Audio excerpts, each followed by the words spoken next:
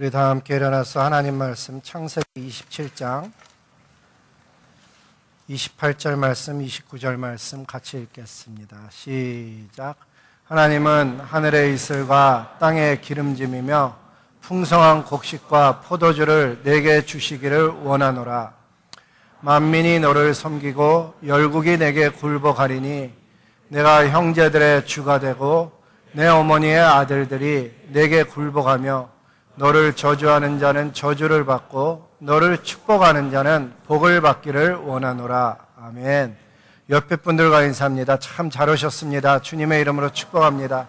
여러분 정말 잘 오셨습니다. 주님의 이름으로 축복합니다.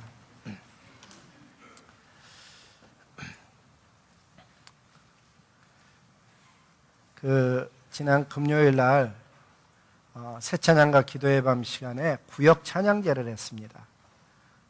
정말 너무 아름다운 시간이었고 하나님께 영광 돌리는 시간이었는데, 이제 이번 주 토요일에는 성탄 축하 칸타타로 축하 모임으로 저녁 7시에 이렇게 하나님께 또 영광을 돌리게 됩니다. 근데 우리가 학교에서도 그렇고 연구실에서도 그렇고 직장에서도 그렇고 미국 친구랑 일하는 경우, 같이 만나는 경우가 있는데, 내가 믿는 그리스도를 가장 자연스럽게 전하는 방법은 그렇게 하나님의 영광을 찬양하는 자리에 초대하는 겁니다.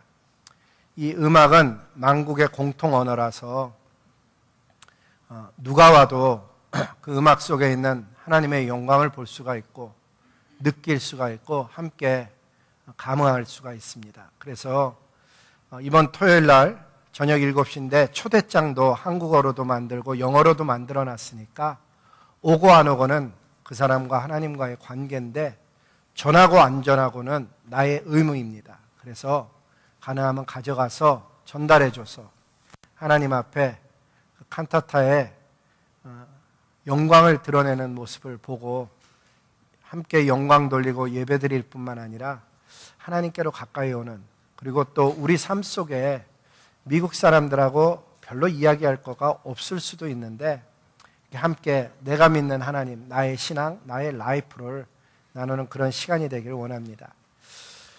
매주의 주일은 똑같은 주일 같은데 똑같은 주일이 아닙니다. 여기만 그런가? 온도가 너무 높은 것 같은데 저 앞에 문 조금만 열어줄래요? 온도가 이 앞에만 가. 지금 보면 이렇게 붙이는 분들도 한 3-4분이나 돼서 원래 겨울에 71도로 맞추는데 지금 몇 도인지 모르겠습니다. 매 주일이 똑같은 주일 같은데 똑같은 주일이 아닙니다. 매 주일은 생명을 낳는 주일이고 매 주일은 하나님의 영광을 보는 주일입니다. 그렇게 하나님과 함께 한 주를 시작하는 것, 하나님과 함께 하루를 시작하는 것은 그 날을 승패를 좌우하는 아주 중요한 그런 것입니다. 그래서 저와 여러분의 인생 속에 하나님을 만나고자 하는 열망을 가지고 예배를 드리는 것과 그냥 주일이 되어서 와서 예배 드리는 것에는 굉장한 차이를 낳습니다. 특별히 하나님의 말씀을 들을 때 귀를 기울여 들으면은 그 말씀으로 인해서 우리의 영이 살아납니다. 그런데 말씀을 집중하지 못하는 것은 습관이 아니고 사실 사도행전 말씀에 의하면 사단이 훔쳐가는 것입니다. 사복음서 말씀에 의하면 사단이 그것을 빼앗아 간다라고도 표현되어 있습니다. 따라서 말씀을 들을 때 그 말씀이 내 영을 살게 하고 내 인생길을 걷게 하고 하나님의 뜻을 알게 하는 귀중한 말씀이니까 잘 어텐션해서 오늘도 선포되는 이 말씀 때문에 우리의 한 주간뿐만 아니라 우리의 인생길이 하나님 보시기에 아름다운 길로 가기를 소망하는 것입니다. 말씀을 듣는 것뿐만 아니라 사실은 말씀을 읽을 때도 굉장히 중요합니다. 오늘 읽은 창세기의 말씀은 이삭이 나이가 많이 들었습니다. 그래서 에서에게 말하기를 너 사냥 가서 좀 짐승을 가져와 나에게 음식을 대접해라. 그럼 내가 너에게 마음껏 축복하리라. 그랬는데 리브가가 아들 야곱을 속여서 들어가게 하고 이삭이 속아서 야곱을 축복하는 그 장면이 오늘의 내용입니다. 이런 말씀을 읽으면은 우리는 좀 혼란스럽습니다. 왜냐하면 왜 남자다운 에서 남자다울 뿐만 아니라 거짓말하지 않는 에서를 놔두고 야비하게 축복을 받고자 거짓말하는 야곱으로 하여금 이삭의 축복을 하나님은 왜 받게 하실까? 라는 질문에서부터 시작이 돼서 정말 그렇게 거짓으로 축복받는 것도 유효한가? 라는 질문을 갖게 되는 것입니다. 만약에 그게 유효하다면, 이삭이 그렇게 축복한 것 때문에 야곱의 인생이 잘 되고 있다면 하나님은 우리에게 주시는 메시지가 어떻게 해서라도 거짓말을 쳐서라도 축복을 받는 그런 축복 기도를 받는 것이 중요하다고 가르치시는 것인가, 권하시는 것인가라는 질문에 이르기까지 사실 성경은 그렇게 쉽게만 읽어나가지지 않는 그런 질문들을 가지고 있습니다. 제가 1번에 뭐라고 썼는가 하면 하나님께서는 왜 남자다운 에서를 놓아두고 야비하게 거짓말하는 야곱으로 하여금 이삭의 축복을 받게 하셨을까? 이런 질문에 정확하게 답하려면은 창세기 25장서부터 사실은 좀 차분히 읽어보아야 됩니다. 창세기 25장 20절에 보면은 이런 이야기가 나옵니다. 이삭은 40세에 리브가를 맞이해서 아내를 삼았고, 리브가는 바단 아람의 아람 족속 중 부두엘의 딸이요 아람 족속 중 라반의 누이였더라. 그러니까 이삭은 40세에 결혼을 한 것입니다. 그리고 누구랑 결혼했냐면 자기 할아버지 그 조상까지 올라가서 아람 족속 중에 라반, 그러니까 그 라반의 누이랑 이삭을 결혼시킨 것입니다. 라반은 아브라함의 동생 나홀의 손자입니다. 근데 그 다음 구절을 읽어보면 이런 말씀이 있습니다. 이삭이 그의 아내가 임신하지 못하므로 그를 위하여 리브가를 위해서 여호와께 간구하며 여호와께서 그의 간구를 들으셨으므로 그 아내 리브가가 임신하였더니, 우리가 읽을 때는 별 특별한 게 없이 기도해서 아기를 낳았구나 뭐 이 정도를 가질 것 같은데 그렇지 않습니다.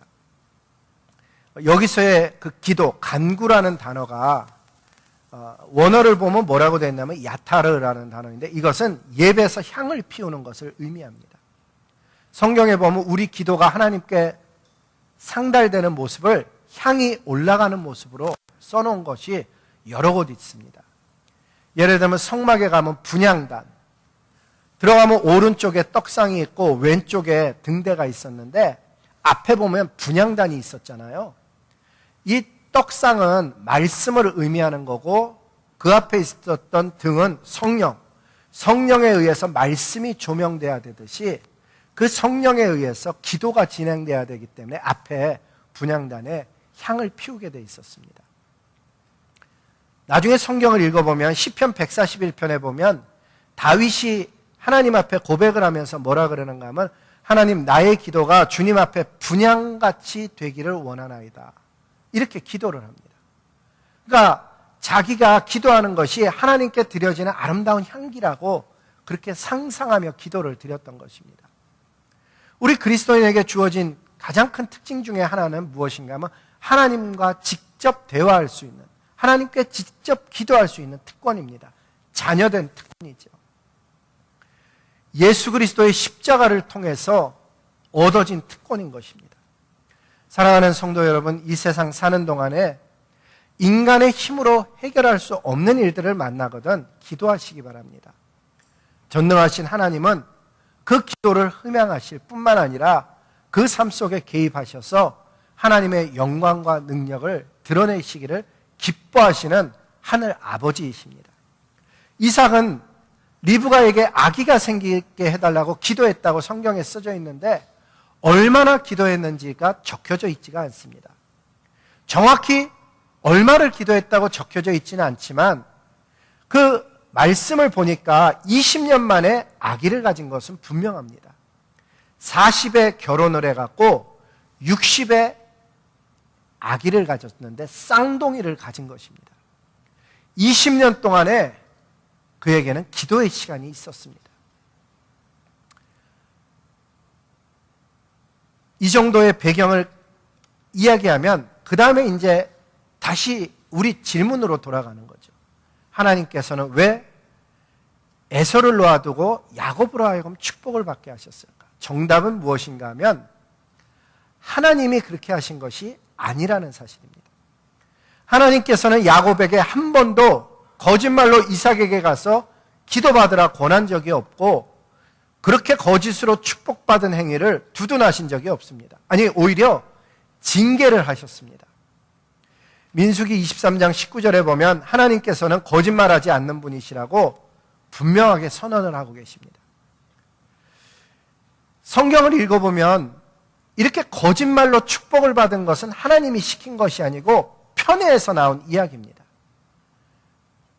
창세기 25장 28절에 이런 말씀을 합니다. 이삭은 에서가 사냥한 고기를 좋아하므로 그를 사랑하고 에서를 사랑했고, 리브가는 처음 오늘 우리가 암송했던 말씀처럼 뱃속에서부터 두 나라가 싸우고 있었고 그 한 나라가 다른 나라보다 강성할 것이며 큰 자가 작은 자를 섬기게 되리라는 말씀을 리브가는 이미 하나님으로부터 받아들였습니다. 그래서 축복의 대상이 누구여야 된다고 생각했냐면 야곱이어야 된다고 생각한 것입니다. 모든 아빠가 그렇지만 아들들에게 기도해야 하는 것은 강함입니다. 남자다움입니다. 그래서 사냥한 고기를 잡아오는 에서를 이삭은 이뻐했고 리브가는 하나님의 말씀 때문에 야곱이 받아야 된다고 생각을 했던 것입니다. 문제는 이렇게 큰아이가 어린아이를 섬길 것이라는 말씀이 있었음에도 불구하고 하나님의 뜻과는 상관없이 이삭은 자기에게 사냥한 고기를 갖다 주는 에서에게 축복해 주고자 했습니다. 하지만 리브가 역시 옳지 않은 방법으로 하나님의 방식과 하나님의 때를 기다리지 못하고 인간의 방법을 동원해서라도 하나님의 일을 해내려고 했습니다. 여기 아주 중요한 문구가 들어가죠. 인간의 방법으로 하나님의 일을 하려고 했다는 것. 하나님의 뜻과 상관없이 자기가 좋아하는 성향으로 아들에게 축복하려고 했다는 것. 이런 것들이 얽히고 설켜서 하나님의 방식과 뜻과는 아무 상관없이 그 방법과 때를 무시하고 행함으로 인해서 이 두 사람의 자녀들, 이 네 명의 주인공들의 이야기는 사람의 힘으로 풀 수 없는 방향으로 흘러가게 됩니다. 형과 동생은 서로 죽이고 도망치는 관계로 그들의 삶에 파괴가 일어났습니다. 항상 하나님의 방식이 아닌 죄가 들어오면 파괴가 일어나는 것입니다. 이번에는 옷을 입는 분이 있네. 문 좀 닫아주시네. 추우신가 봐요. 하나님의 방식이 아닌 것을 택하여서 하면은 거기에는 고통이 따르게 되는 거죠. 저는 리브가라는 여인이 너무 아쉽습니다. 왜냐하면 하나님의 축복이 야곱에게 있어야 된다는 걸 알기는 알았는데 기다리질 못했어요. 그래갖고 거짓으로라도 인간의 방법을 통해서라도 그 일을 해내려고 했죠. 결과는 엄마가 돌아가시는데 아들이 와서 보지 못하는, 라반의 집에 가서 20년 세월을 지내야 되는 사이에 엄마는 아들을 못 보고 돌아가셨습니다. 사랑하는 아들을 도망가게 해놓고는 보지 못하고 세상의 삶의 수명을 다하는 여인의 아픔이 얼마나 컸겠습니까?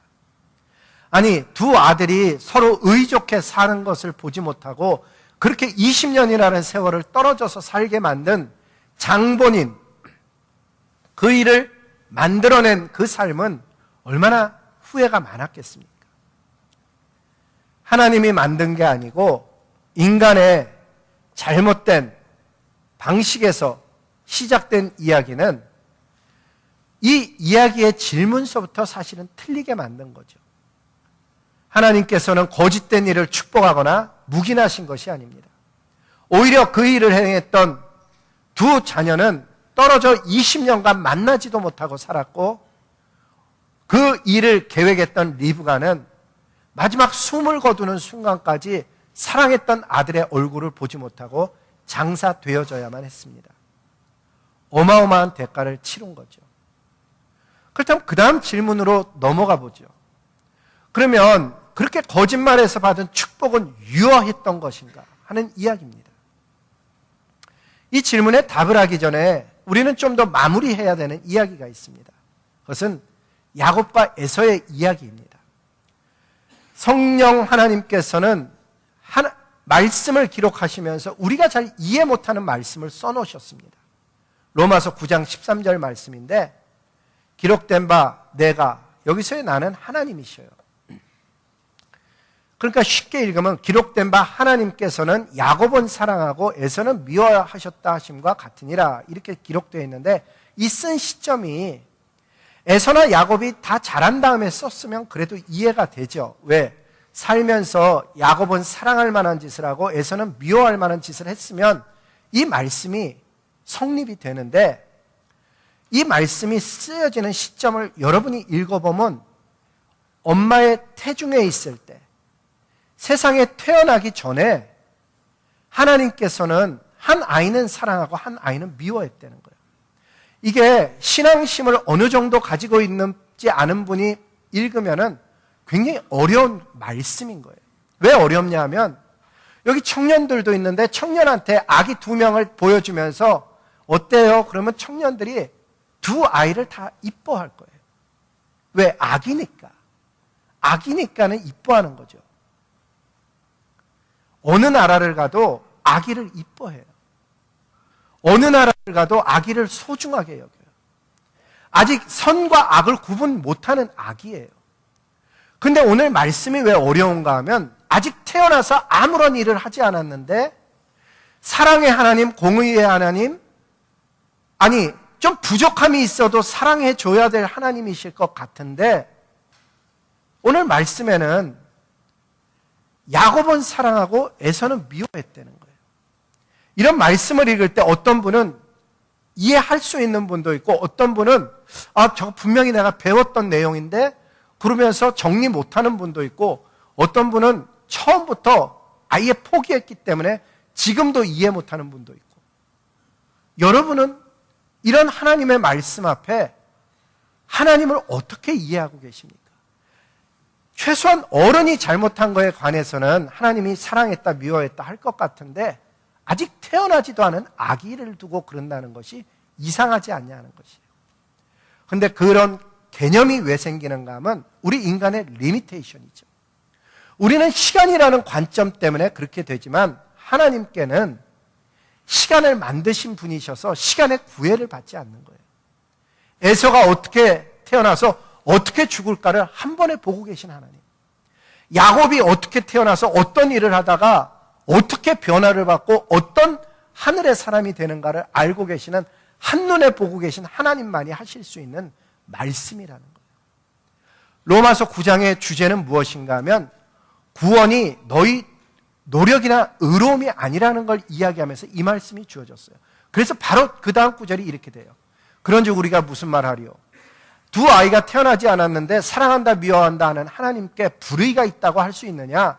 그럴 수 없는 이라고 단언하시는 거예요. 모세에게 이르기를 내가 긍휼히 여길 자를 긍휼히 여기고 불쌍히 여길 자, 자비를 베풀 자를 불쌍히 여기시는 하나님이라고 얘기해요. 그러니까 하나님께 속한 주권이라는 거죠. 하나님이 머리씨를 베풀든 컴패션을 베풀든 하나님이 구원을 베풀든 그것은 하나님께 속한 일이지, 그것을 가지고 왜 저 사람은 해주고 나는 안 해줍니까? 라고 이야기할 수 없는 내용이란 얘기예요. 이 이야기의 핵심은 야곱과 에서가 등장하는 이유는 구원이 인간의 행동에 달린 것이 아니다. 태어나기 전에 벌써 사랑받고 미움받는 사람이 있었다라고 얘기해요. 근데 이 미움이라는 단어도 나중에 성경 공부해 보면 해타는 미움이 아니에요. 적극적으로 사랑하지 않는 놓아둔 상태를 의미하는 거죠. 놓아두면 자기 마음대로 인생을 가요. 하나님이 붙드실 인생은 하나님의 주권과 은혜 안에 걸어가지만은 하나님이 놓아둔 인생은 어느 인간도 하나님께로 돌아오는 인생이 없다라고 로마서는 이야기하는 거예요. 아무도 하나님을 알지도 아니하고 사랑하지도 않는 거예요. 우리가 받은 구원은 왜 귀중하냐? 노력의 대가가 아닌 거예요. 수고의 대가가 아닌 거예요. 여기 앉아있는 분 중에 내가 구원받았다고 생각하는 분이 있다면 그분은 신앙생활을 잘해서 받은 구원이 아니라는 사실을 깨닫는 것이 굉장히 중요해요. 왜? 신앙생활을 못하고 있는 사람을 비난하지 않게 되는 거예요. 머무든 개가 머무든 개를 그러듯이 내가 구원받은 게 수고나 노력이나 받을 만한 자격이 있어서 된 게 아니다라는 하나님의 은혜로 되어진 구원이라는 걸 깨달으면은 우리는 다른 사람에 대해서 다른 모양으로 다가서게 되죠. 다른 사람의 연약함을 보면 저 모습이 내 안에 있는 것이라는 것을 보게 되는 거예요. 그렇지 않으면 판단하고 정죄하고 원망하는 사람이 되어지는 것이죠. 은혜는 무엇을 잘해서 주어진 대가가 아닌 거예요.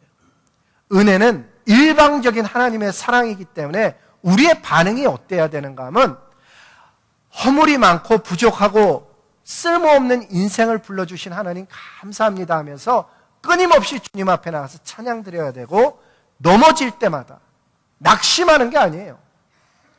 이렇게 구원받은 내가 또 넘어졌어요 하나님, 그리고 낙심하는 게 아니고 이게 저예요 하나님.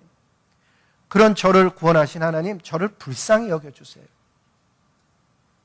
그렇게 하나님 앞에 나아가는 사람은 신앙이 쇠하지 아니하는 거예요. 잘못하면서 자기를 위로한다는 얘기랑 다른 거예요. 정말 사랑의 하나님이 마음속에 들어오면은 내가 얼마나 사랑하지 않고 사는가가 보여지고, 겸손하신 예수님의 마음이 내 안에 들어오면 내가 얼마나 교만하게 살고 있는가가 보여져서 하나님 앞에 더 낮아질 수밖에 없는 것이죠. 죽어가는 인류 중에 아브라함을 택하시고 그 아들 이삭을 택했어요. 우리는 그 이야기를 너무 쉽게 읽죠. 근데 여러분, 이삭의 형제들을 한번 생각해 보세요. 형 이스마엘이 있었어요. 이스마엘은 먼저 태어났는데 인정을 받지 못하는 거예요. 얼마나 힘들었겠어요. 많은 사람들이 아브라함에게 두 아들 이스마엘과 이삭이 있었는 줄 알았는데 그렇지 않아요. 성경에 읽어보면 그두라라는 여인에게서 또 많은 아들들을 낳았어요. 다른 아들들은 이름조차도 기억이 되지 않는 거예요. 여러분, 한 가족으로 태어났는데 한 사람만 씨앗이라고 얘기하면은, 얘만 진짜 아들이라고 이야기하면 나머지 형제들은 얼마나 힘들었겠어요. 근데 그게 사람이 그렇게 하지 않았다는 것이 굉장히 놀라운 사실이죠. 다시 얘기하면 우리가 알고 있는 하나님은 어쩌면 우리가 만들어낸 하나님을 내가 알고 있는지도 몰라요. 많은 사람이 하나님을 사랑의 하나님이라고 믿고 있어요. 맞아요. 하나님 사랑의 하나님이에요. 근데 그 하나님은 그냥 무조건 사랑하는 하나님이 아니셔요. 그분의 말씀을 사랑하는 자를 사랑하고 찾는 자를 사랑하시고, 하나님은 공의와 함께 공존하는 사랑을 하시는 하나님이지 불의함을 사랑하는 하나님이 아니신 거죠. 그런 하나님이 제 안에 들어오셨다는 것은 정말 놀라운 사건이에요. 왜? 제 안에 선한 것이 없기 때문이죠. 여러분과 제 안에 하나님이 사신다는 사실은 정말 놀라운 사실이에요. 진짜 신앙을 깨닫게 되면 결코 다른 사람의 신앙이 어떻다라고 얘기 안 하게 된다는 거예요. 왜? 형편없는 나를 구원하시는 하나님이 저 사람을 구원 못할 리가 없다는 게 믿어지기 때문이죠. 성경에 보니까 이런 말씀을 해요. 에스겔 선지자에게 주 여호와의 말씀이니라. 내가 너희 각 사람이 행한 대로 심판할지라. 하나님 반드시 심판하실 거예요. 이 가운데 그 심판을 벗어날 사람은 단 한 사람도 없어요. 그래서 하나님이 이런 말씀을 하는 거예요. 너희는 돌이켜 회개하고 모든 죄에서 떠날지어다. 그 돌이킨다는 단어가 일부러 저 말씀을 제가 픽업했는데, 회개라는 단어의 가장 클리어한 데피니션이 저기 써져 있어요. Repent, turn away from all your offenses. 정말 우리들의 죄악으로부터 돌아서야만 하는 거예요. 어느 순간에는. 하나님이 돌이켜 주시는 것도 있지만 내가 거기에 순종해야 되는 영역도 있는 거예요. 그러면 답이 나온 거죠. 하나님은 거짓말로 축복을 받은 것도 인정하시는가? 저렇게 돌이키라고 하는 하나님이 거짓말을 인정할 리가 없죠. 그럼 도대체 이게 무슨 이야기인가? 성경을 자세히 읽어보면 야곱이 축복을 받은 것은 야곱의 축복 이야기 많이 하잖아요. 요셉의 축복 이야기 많이 하잖아요. 야곱이 축복을 받은 것은 이삭이 축복했기 때문이라기보다는 야복강가에서 다시 그가 천사로부터 하나님의 방식으로 축복이 주어지는 것을 볼 수가 있어요. 32장 26절에 보니까 창세기에 천사와 씨름하면서 뭐라 그러는가 하면 같이 읽어볼까요? 시작. 당신이 내게 축복하지 아니하면 가게 하지 아니하겠나이다. 환도뼈가 부러진 상태에서도 야곱이 정말 다시 생각한 거예요. 내가 속여서 그동안은 축복을 받아서 지금 20년을 살아보니까 고생만 한 거예요. 속여서 거짓으로 받은 축복은 고생인 거예요. 천사가 야곱의 이런 자세를 보고 이름을 바꿔주죠. 너는 남의 발꿈치나 잡고 남의 인생의 걸림돌이 되고 거짓으로 야비하게 속이고 살아왔던 야곱이었는데 더 이상 야곱이라고 하지 아니하고 이스라엘이라고 하리라. 창세기 32장 28절의 위대한 선언, 너는 이제 이스라엘이라고 하리라. 그 야곱의 이름이 바뀐 게 지금까지 다윗의 후손들이 살아가는 나라의 이름이 된 거예요. 거짓으로 받은 축복이 유효했던 것이 아닌 것이죠. 그러면 이런 스토리가 우리에게 주는 메시지가 도대체 무엇일까? 우리도 어쩌면 야곱과 같은 인생을 살고 있는 거예요. 왜 야곱과 같은 인생인가 하면 축복을 받기 위해서 속이고 있는 야곱처럼 축복을 받기 위해 예배를 드리고 축복을 받기 위해 헌신하고 하나님을 속이며 사는 거예요. 진짜 인생은 안 변하고 겉모양만 형의 그 털을 갖다 붙인 것처럼 하고서는 신앙생활을 하고 있단 말이에요. 내면의 세계는 변하지가 않았는데 이 변하지 않는 나의 내면의 세계를 하나님 앞에 끌고 나가서 야복강가에서 하나님 변화시켜주지 않으면 저는 살 수가 없습니다. 하나님 앞에 갈급해야 되는 심령임에도 불구하고 그렇게 살아가는 것이 아니고 그저 주일 나와갖고 예배드리고 남들처럼 찬양하고 돌아가서는 하나님 싫어하는 삶을, 하나님이 주인 되지 않는 삶을 그냥 살아가는 거예요.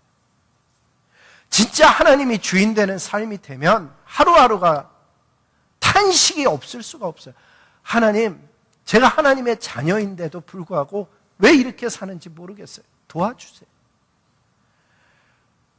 도와달라 그러고 있는 상황은 하나님이 소망이 있다고 보는 거예요. 여러분, 우리가 자녀를 길러보면 아이가 우리의 식탁을 좀 도와주려고 물도 따라주려고 옆에서 애를 쓰는데 물 주전자가 무거워서 컵을 쓰러뜨리는 걸 가지고 뭐라 그러는 부모는 없어요. 일부러 물 주전자를 다른 데다 쏟고 있으면 혼나겠죠. 저녁 식상 차리는데 방해가 되니까. 하나님 앞에 잘 살려고 그러는데 하나님 앞에 정직하게 살려고 그러고 진실하게 살려고 그러고 정말 하나님만 섬기며 사랑하고 살고 싶은데 그렇게 안 살아지는 것에 대해서 하나님 도와주세요. 그러면 하나님이 아시는 거예요. 그 인생을. 그런데 겉은 에서처럼 뭘 많이 갖다 붙였어요. 축복받기 위해서. 근데 속은 진짜가 아닌 거예요. 그렇게 축복받은 결과가 뭐였는가 하면 성경에 보니까는 창세기 31장 40절에 보니까 야곱이 이런 고백을 해요. 축복받았던 야곱이 20년을 지내고 나서 하는 얘기예요. 내가 이와 같이 낮에는 더위와 밤에는 추위를 무릅쓰고 눈 붙일 겨를이 없이 살아왔습니다. 거짓으로 받은 축복은요, 낮에도 밤에도 쉼이 없는 거예요. 신앙생활 하다가 가끔은 정말 12월 달인데 한 번씩 물어보는 거예요. 난 예수님 만나서 인생이 좋아졌나? 예수님 만나서 내 삶 속에는 평화가 있나? 예수님 때문에 영생의 삶이 진짜 있나? 성경의 약속은 그 배에서 생수의 강이 흘러나리라고 했는데 그 생수는 진짜 나오기는 하는 것인가? 한번 진지하게 하나님 앞에 서보는 거죠. 그게 바로 야복강인 거예요. 저와 여러분이 12월을 맞이했어요. 시간이 얼마나 빠른지. 1월 달에 여기서 설교한 게 엊그저께 같은데 믿어지지가 않는 거예요. 여름이 오래전의 이야기 같아요. 이 12월 첫 주가 오늘이 대강절이에요. 신앙생활을 5년, 10년 했는데도 대강절이 무엇인지도 모르고 막 살아가는 그런 신앙인이 된 거예요. 이게 누가 시킨 게 아니고 내가 그렇게 된 거죠. 왜 교회 속에 리스를 저렇게 달아놨는지, 여기 건축한 이후로 저렇게 계속 장식을 하는데 의미도 모르고 그냥 저거 성탄절이면 다는 건가? 이렇게 생각하고 사는 거예요. 대강절은요, 우리 믿음의 조상들이 예수님의 오셨음을 기념할 뿐만 아니라 다시 오실 예수님을 기념하기 위해서 마지막 12월 4주를 대강절로 지켜요. 동방교회와 서방교회가 약간 달라서 6주를 지키는 동방교회도 있었는데 우리는 서방교회 전통을 따르고 있죠. 그러면서 성탄절에 보면 왜 창문에다가 이렇게 초를 켜놓은 집 어떤 집은 켜놓고 어떤 집은 안 켜놓는데 초를 왜 켜놨었는가 하면 빛으로 오신 예수님이 이 집의 주인이라는 것을 알려주기 위해서 초를 켜놨었어요. 저 리스의 의미는 무엇이었는가 하면 동그라미는 영원함이에요. 결혼할 때 동그란 반지를 주면서 뭐라 그러는가 하면 이 동그람은 영원함을 상징합니다. 그리고 그걸 정금으로 주는 이유는 변치 않음을 의미합니다. 결혼식 때 그렇게 선포하듯이 저 구린으로, 저게 상록수로 보통 만드는 거였는데 구린으로 한 이유는 변치 않는 그리스도에 대한 충성, 믿음을 상징하니라고 저렇게 다시 오시는 주님을 기다리면서 만들어놨던 거예요. 들어오다 보면 위에도 오늘 있었고 이쪽 문에도 보면 문마다 그걸 달아놓은 거예요. 소망했던 게 뭔가 하면 그리스도인으로서 주님 오셨음을 감사할 뿐만 아니라 다시 오시는 날까지 영원히 변치 않는 믿음으로 그리스도를 기다리겠습니다. 그런 고백이었던 거예요. 그런 대강절이 되고 12월 첫 주가 되었는데 이럴 때 나는 뭐 해야 될까? 사람들이 인생길 걷다 보면은 정말 답답한 일 만나죠. 야곱이 언제 하나님을 만났는가 하면 창세기 32장 7절에 보니까 심히 두렵고 답답하여 야복강가에서 기도했던 거예요. 우리 인생도 살다 보면 그렇게 심히 두렵고 답답한 시기가 있는 경우도 있어요. 꼭 그때만 기도해야 된다는 게 아니고 그때가 하나님을 만나기 참 좋은 때라는 거예요. 어쩌면은 내년 12월 달에 여기 앉아 계시던 분 중에 세상을 떠날 분이 있을지도 모르겠어요. 아니, 왜 이렇게 무서운 얘기를 하세요? 왜냐하면 오는 거는 순서가 있는데 가는 거는 순서가 없고요. 우리들의 인생을 붙잡아주는 안전한 그 손, 하나님의 손밖에 없어요. 주님 다시 만날 날을 진지하게 생각해 봐야 돼요. 아모스 선지자는 젊은 사람들을 놓고 선포하기를 주님 만날 날을 예비하라 그랬었어요. 다시 오실 주님. 이 12월이 지나면 이제 또 새해가 다가오는데 이 12월을 어떻게 보내면 가장 의미가 있을까? 야곱은 두려워서 야복강가에서 두 때로 나눴어요. 혹시나 이때가 죽으면 이때라도 살아남게 하기 위해서. 상황이 한 치 앞을 못 내다봤던 거예요. 어쩌면 우리가 이 노스캐롤라이나라는 땅에 와서 살아가는 하루하루가 한 치 앞을 못 내다보는 그런 삶일지도 모르겠어요. 그때 야곱이 아주 솔직한 기도를 해요. 하나님, 형 에서의 손에서 나를 구원하소서. 야곱이 그렇게 하나님께 기도했듯이 어쩌면 우리가 오늘 기도가 하나님 이 상황에서, 하나님 나의 가야 되는 인생길에서 저를 붙들어서 하나님과 동행하게 하여 주시옵소서. 기도해야 되는 때인지도 모른다는 거예요. 12월에 얼마나 바쁜 때예요. 사람들은 12월에 할 많은 세상 일정으로 캘린더를 채우고 있지만 진짜 하나님의 사람이 되기를 소원하는 사람은 한 끼도 괜찮고 하루도 괜찮아요. 야곱처럼 어느 한순간 하나님과 영적인 씨름을 해야 되는 그 순간이 반드시 있어야 되는 거죠. 보통 우리 믿음의 선조들은 12월 13일이 지난 첫 수요일, 그날을 참회 기도일이라고 정했었어요. 이번에 올해는 달력으로 보니까 12월 19일이에요. 그리고 following Friday, Saturday가 참회 기도일이었어요. 지금도 성당에 다니는 아주 오래된 앵글리칸 철치에 가보면은 그날 참회 기도하러 직장 갔다가도 가서 기도하고 가는 모습을 볼 수가 있어요. 이제 12월이 됐어요. 이 12월에 많은 날 말고 단 한 끼도 괜찮고 하루도 괜찮아요. 하지만 분명한 것은 야곱이 야복강가 앞에 하나님과 단둘이 섰듯이 이렇게 단둘이 쉬는 시간이 있기를 소원하고 그 시간을 통해서 한 해를 감사할 뿐만 아니라 뒤돌아보고 우리의 답답한 현실과 두려운 현실, 아니 하나님 나와 동행하여 주시옵소서, 나를 구하여 주시옵소서라는 기도뿐만 아니라 2019년을 생명의 역사로 여는 새날이 되게 하여 주시옵소서 준비하는 저와 여러분의 12월이 됐으면 이 대강절은 의미 있는 대강절이 되는 것이죠. 오늘 찬양을 드리는데 이 찬양은 은혜에 관한 찬양이에요. 시작된 내 우리 주님의 능력이, 주님의 능력이 시작되는 것은 기도에서부터 시작되고 내 삶 속에 하나님을 만나는 순간서부터 기적이 시작되는 거예요. 오늘 이 찬양이 저와 여러분의 12월을 여는 찬양일 뿐만 아니라 은혜로다, 나 같은 사람을 부르신 주님의 은혜로다 고백하는 아름다운 찬양의 시간이 되길 원합니다. 다 함께 일어나서 주님께 찬양 드리도록 하겠습니다.